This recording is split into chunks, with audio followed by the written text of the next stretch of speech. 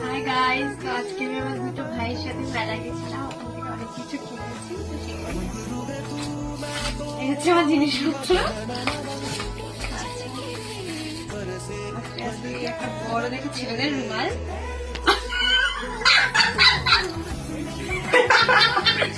এবার এটা কেনার কারণ আছে, ঠিক আছে? মানে আমার কালারটা পছন্দ হয়েছে, এটাকে এরকম ভাবে নিয়ে এরকম ভাবে একটা মেয়েরা এখন নতুন ট্রেন্ড হচ্ছে না, ওটা আমি করবো, তার জন্য এনেছি। ওকে, এটা নিয়েছে 20 টাকা না? হ্যাঁ।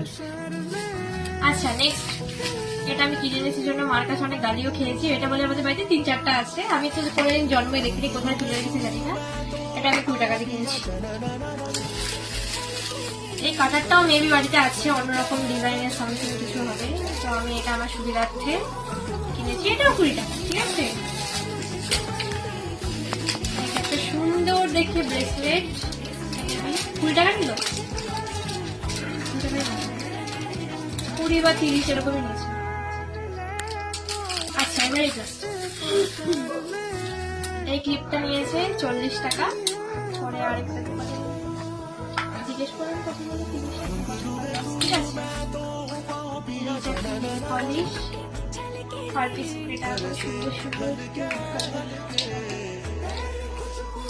এটা কিনেছি আমি।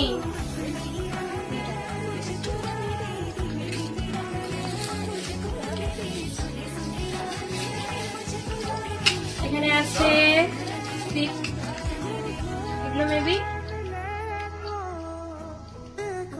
30 টাকা। আর লাস্টলি, না না এটা লাস্টলি না, দাঁড়াও, এই যেটা থামরিং হারিয়ে গেছে ওদের বাড়িতে গিয়ে, রাহুলদের বাড়িতে গিয়ে থামরিং কিনেছি 20 টাকা দিয়ে। আর লাস্টলি হচ্ছে ওনো ফ্লিপ 100 টাকা দিয়ে। ওরা বলে স্টিল রিং হয়েছে কি হয়নি, বাই বাই।